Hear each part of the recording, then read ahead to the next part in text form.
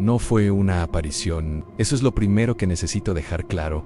Incluso ahora, no hubo luces, ni sombras imposibles, ni una sensación inmediata de peligro. Fue solo un reflejo. Y precisamente por eso tardé tanto en entender que algo estaba mal. Estaba de pie en el pasillo de mi apartamento, con la luz de la cocina apagada y el silencio habitual de una noche cualquiera. Nada extraordinario, nada digno de ser recordado. Frente a mí, el vidrio oscuro del microondas devolvía una imagen incompleta de mi cuerpo. Un reflejo pobre, fragmentado, apenas suficiente para reconocerme. Me quedé mirándolo sin un motivo concreto, como uno hace a veces cuando no tiene prisa por llegar a ningún lugar. Fue entonces cuando noté la diferencia, no un movimiento, no una figura nueva, una desincronización mínima. El reflejo respiraba distinto, a mí no más rápido, no más lento, simplemente. Fuera de tiempo, parpadeé, pensé que había imaginado la sensación. Cuando uno se queda quieto demasiado tiempo, el cuerpo empieza a engañarse. El cerebro busca patrones, se ajusta cosas que no necesitan ajuste. Mi movie opinas, solo lo suficiente para comprobar que la imagen me seguía. Lo hizo, todo volvió a coincidir. El momento se cerró con una normalidad casi ofensiva, pero algo no volvió a su lugar. No sentí miedo, sentí una incomodidad leve, difícil de justificar. Como cuando entras a una habitación y sabes que alguien estuvo allí hace poco, aunque no haya señales visibles. Caminé hacia el dormitorio con esa sensación acompañándome, sin nombre, sin urgencia. Dormí mal, no por pesadillas, sino por una vigilia constante. Cada vez que cerraba los ojos, tenía la impresión de haber olvidado algo importante. A la mañana siguiente, el espejo del baño estaba empañado. El vapor dibujaba manchas irregulares que se deshacían lentamente. Me acerqué y limpié una parte con la mano. Durante un segundo, solo uno, el vidrio mostró una silueta detrás de mí. No fue clara, no fue completa, pero no era la mía. No me giré. Esperé a que el vapor desapareciera. El espejo quedó limpio. Estaba solo. Me observé con atención, buscando signos de cansancio, de sugestión, de cualquier explicación que me devolviera una causa razonable. La cara que vi era la correcta, o al menos la que siempre había aceptado como propia. Sin embargo, algo en los bordes no coincidía del todo, como si la imagen estuviera ligeramente mal encuadrada. Me dije que estaba exagerando, que cuando uno empieza a notar errores termina viéndolos en todas partes. Cerré la puerta del baño con más fuerza de la necesaria. En el ascensor, el espejo del fondo multiplicaba los cuerpos. 3 versiones de mí en 4, dependiendo del ángulo. Me apoyé en la pared, esperando llegar al piso bajo sin pensar en nada específico. Fue ahí cuando ocurrió de nuevo. En uno de los reflejos, apareció alguien más, no una mujer. No ocupaba el centro. Estaba desplazada, como si no perteneciera del todo a la escena. No la vi directamente, solo su reflejo en el ascensor se detuvo. Las puertas se abrieron. La imagen desapareció. Nadie más había entrado. Nadie más salió conmigo. Caminé hacia la calle con una sensación extraña, no de amenaza, sino de vergüenza. Vergüenza por haber creído ver algo que no tenía derecho a existir. Durante el resto del día evité pensar en ello. Porque eso hacemos con las cosas que no encajan y las reducimos hasta que parecen inofensivas. Tal vez esto también te ha pasado. Notar algo fuera de lugar y decidir casi con alivio, no prestarle atención. Convencernos de que no vale la pena detenerse en lo que no se puede explicar fácilmente. Esa noche, antes de dormir, apagué todas las luces del apartamento excepto una lámpara pequeña en la sala. Me senté frente al televisor apagado. No estaba esperando verla. Solo necesitaba comprobar algo. Permanecí allí más tiempo del necesario. El reflejo apareció despacio, como si no tuviera prisa. Primero una sombra, luego un contorno. La mujer estaba sentada detrás de mí. No me giré. Sabía que no había nadie ocupando ese espacio real. Lo sabía sin prueba, sin lógica, con una certeza incómoda. Ella solo existía allí, en esa superficie que devolvía una versión defectuosa del mundo. Y mientras la observaba entendí algo que me inquietó más que su presencia. No parecía una intrusa. Parecía haber estado siempre ahí. Después de esa noche intenté convencerme de que nada había cambiado. Esa fue mi primera reacción real. No buscar explicaciones, no enfrentar lo ocurrido, sino actuar como si el mundo siguiera funcionando exactamente igual. Me levanté, me preparé café, revisé el teléfono, los mismos gestos de siempre, el mismo orden, como si la repetición pudiera borrar lo que había visto. Pero algo se había desplazado, no de forma visible, no de una manera que pudiera señalar con el dedo. Era más bien una alteración mínima en la relación entre las cosas, como si los objetos conservaran su forma pero hubieran perdido una pequeña parte de su peso. Empecé a evitar los reflejos sin proponérmelo. No era miedo, era una especie de cansancio anticipado. Pasaba frente a vitrinas mirando al interior de las tiendas, nunca al vidrio. Caminaba por la calle atento a las fachadas, a los carteles, a cualquier cosa que no devolviera mi imagen. Solo más tarde me di cuenta de que estaba actuando como alguien que sabe que algo va a ocurrir, aunque todavía no sepa qué. Los reflejos, sin embargo, no necesitan permiso para existir. Apareció primero en superficies que no consideramos espejos, en la pantalla apagada del teléfono sostenido en la mano durante un segundo de distracción, en la ventana del autobús, cuando el cielo del atardecer convertía el vidrio en una lámina oscura, siempre ella, nunca completa, nunca frontal. Su presencia era estable, si asymptótica, como si siguiera una regla que yo aún no comprendía. Comencé a preguntarme si otros podrían verla. La idea me incomodó más de lo que esperaba, no porque deseara confirmación, sino porque una parte de mí sabía la respuesta. No se trataba de algo compartido, era una experiencia aislada, íntima, construida en el mismo lugar donde se forman los pensamientos que no decimos en voz alta. Una tarde, en el baño de la oficina, me lavé las manos con más atención de la necesaria. El espejo estaba limpio, bien iluminado. Ella apareció detrás de mí, apoyada contra la pared. En su imagen no temblaba, no se deformaban, era tan estable como la mía. Me observaba sin expresión. No había urgencia en su mirada, ninguna demanda. Sentía algo que no esperaba, en una familiaridad incómoda. No era la sensación de estar frente a una desconocida. Era más parecido a reconocer un objeto olvidado, algo que siempre estuvo allí, pero fuera de uso. Evité mirarla directamente a los ojos, no por temor, sino porque entendí que hacerlo implicaría aceptar su presencia como algo real, y esa aceptación tenía un peso que no estaba listo para cargar. Cuando salí del baño, la oficina seguía funcionando con su ruido habitual. Teclados, voces bajas, pasos en el pasillo. Nadie parecía notar nada fuera de lugar. Pensé en lo fácil que es que el mundo continúe incluso cuando algo esencial se fractura para una sola persona.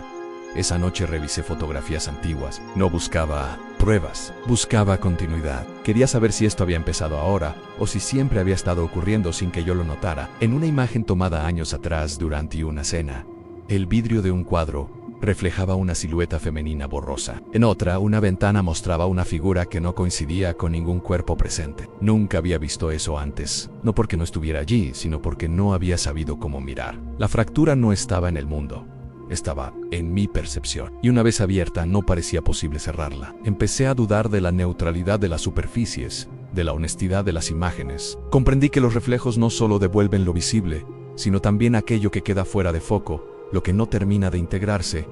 Ella no hacía nada. No desaparecía del todo. Su quietud era lo más perturbador. Era como si su existencia dependiera exclusivamente de mi atención. Cuando dudaba, se volvía borrosa. Cuando aceptaba su presencia, se definía con más claridad. Comencé a sospechar que no estaba presenciando una aparición, sino una superposición. Una capa que nunca había encajado del todo con la imagen principal. Pensé en cuántas versiones de nosotros mismos quedan atrapadas en espacios secundarios, reflejadas pero no vividas. Esa noche, frente al espejo del dormitorio, me observé durante más tiempo del habitual. Busqué señales de diferencia, de desgaste, de error. Ella apareció a mi lado, casi alineada conmigo. Por un momento breve tuve la impresión de que, si me movía, ella ocuparía mi lugar. No lo hice. Me quedé quieto, respirando despacio, entendiendo que la fractura ya no era invisible. Solo había estado esperando a que yo la reconociera. Después de aceptar que la fractura existía, apareció una necesidad distinta. No entenderla, sino rastrearla. Saber desde cuándo estaba ahí. No el primer reflejo, claro, no la primera aparición consciente, sino el origen más antiguo de esa sensación de desajuste que ahora parecía extenderse hacia atrás, contaminando recuerdos que hasta entonces habían sido neutros. La memoria no se reorganiza de golpe, lo hace con resistencia, con silencios, con zonas borrosas que preferimos no tocar. Empecé por escenas pequeñas, casi insignificantes. Un pasillo largo en la casa donde crecí, un espejo estrecho junto a la puerta. Recordé evitarlo sin una razón concreta. Recordé pasar frente a él acelerando el paso, como si algo pudiera alcanzarme desde allí. Durante años había asumido que esa incomodidad era infantil, en una superstición. Ahora, esa explicación se sentía incompleta. Cuanto más retrocedía, más notaba un patrón. No eventos claros, sino ausencias. Momentos donde mi recuerdo parecía recortado, fotografías mentales sin bordes definidos. Pensé en cuántas veces confiamos en la memoria como si fuera un registro fiel, cuando en realidad es una reconstrucción constante, frágil, negociada. Revisé álbumes antiguos, no con expectativas sino con cautela. En muchas imágenes no encontré nada, y eso de algún modo también era inquietante, como si la presencia solo se dejara ver cuando yo no estaba buscándola de manera directa. En una fotografía tomada en una habitación pequeña, el espejo del armario reflejaba una parte del espacio que no recordaba.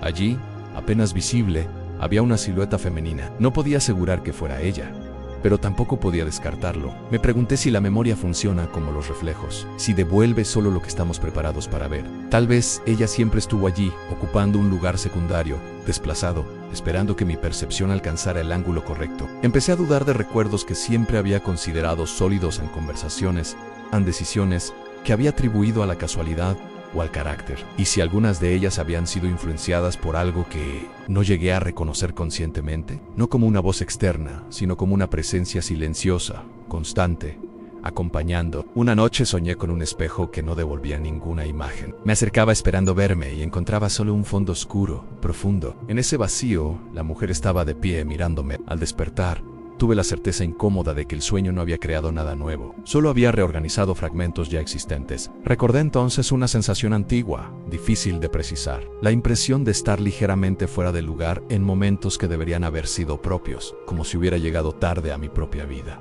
Esa idea nunca me había parecido importante. Ahora adquiría un peso distinto. La mujer seguía apareciendo en los reflejos con la misma calma. No parecía más cercana ni más lejana. Su estabilidad contrastaba con la fragilidad de mis recuerdos. Ella no dudaba. Yo sí, y esa diferencia empezaba a definirnos. Comprendí que la memoria no solo oculta lo que olvidamos, sino también lo que no supimos integrar. Aquello que quedó suspendido entre versiones posibles de nosotros mismos. Tal vez ella no era un error reciente, sino un residuo antiguo, algo que no terminó de encajar cuando mi identidad se estaba formando. Me observé en el espejo una noche larga, sin expectativas. Ella apareció. Por primera vez, noté que su postura era casi idéntica a la mía. No un reflejo exacto, sino una variación mínima, como una respuesta alternativa a la misma pregunta. No sentí miedo, sentí una tristeza difícil de explicar. La tristeza de reconocer algo que siempre estuvo presente, pero nunca tuvo espacio para existir plenamente. Entendí que la memoria había estado protegiéndome, no de ella, sino de la posibilidad que representaba. Y cuanto más lo pensaba,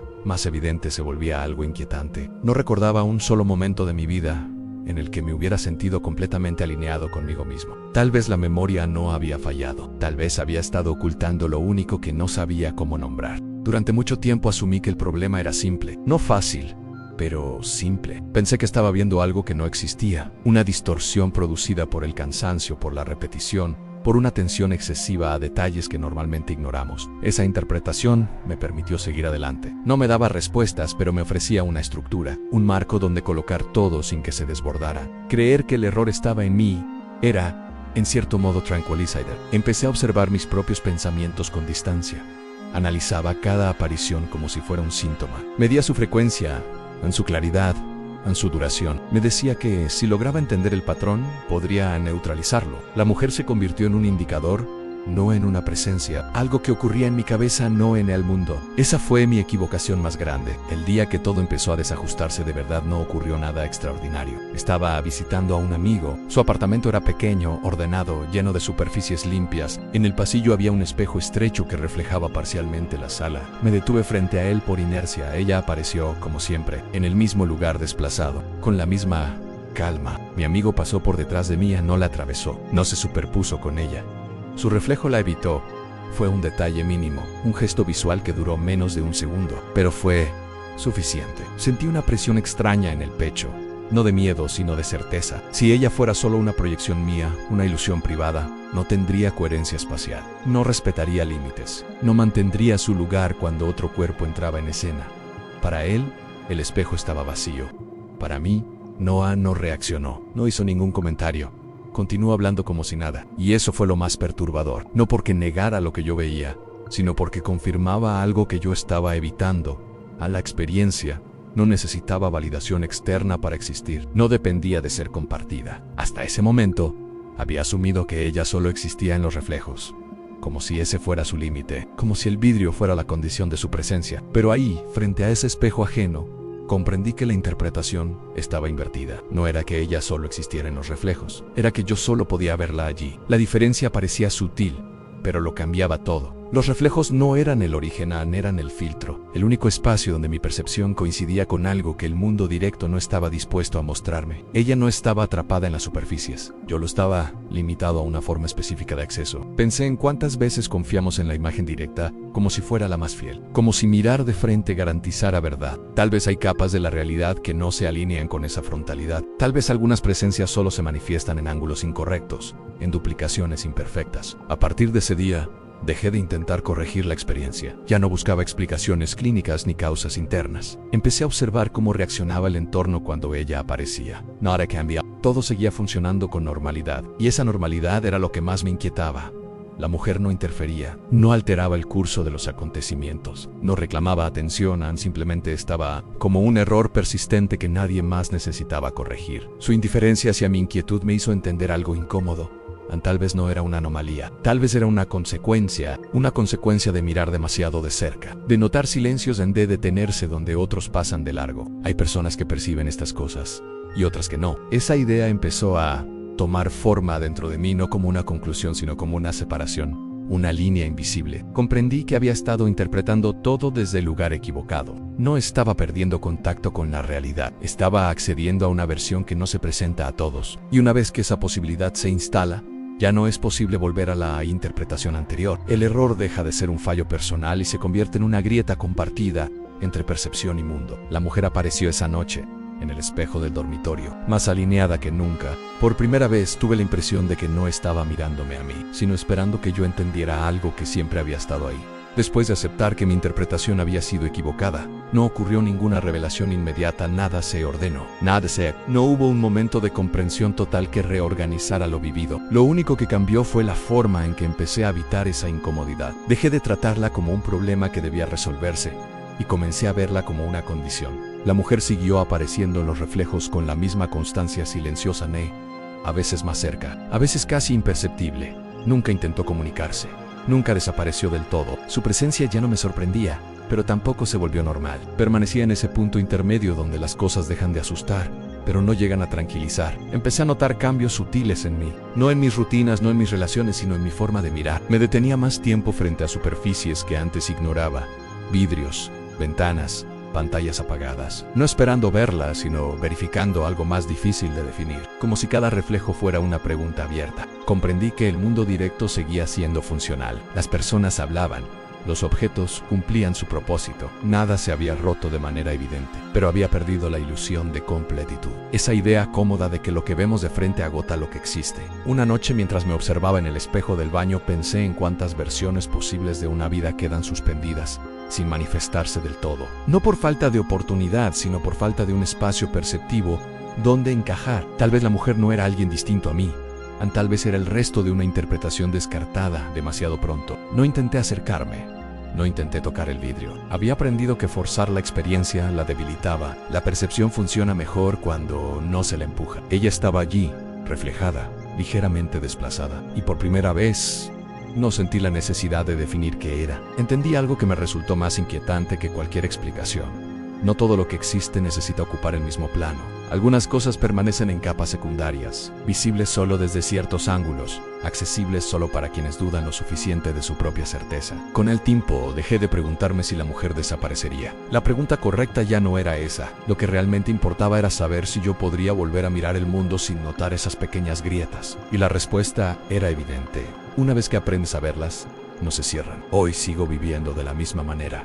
Camino por las mismas calles, entro a los mismos lugares, hablo con las mismas personas, pero ya no confío del todo en la imagen directa. Sé que hay algo más ocurriendo en paralelo, algo que no se anuncia, que no interfiere, que no pide ser entendido. A veces, en el reflejo, la mujer parece mirarme con una atención tranquila, no como quien observa a otros, sino como quien reconoce algo familiar. Y en esos momentos tengo la sensación de que no soy el único que ha notado este desajuste, que hay otras personas que también perciben estas fisuras mínimas en lo cotidiano. Este canal existe para quienes perciben esas grietas, para quienes sienten que algo, incluso en los días más normales, está ligeramente fuera de lugar. No para explicar lo que ocurre, sino para acompañar esa duda, porque después de verla, después de aceptarla, entendí algo que no se puede deshacer.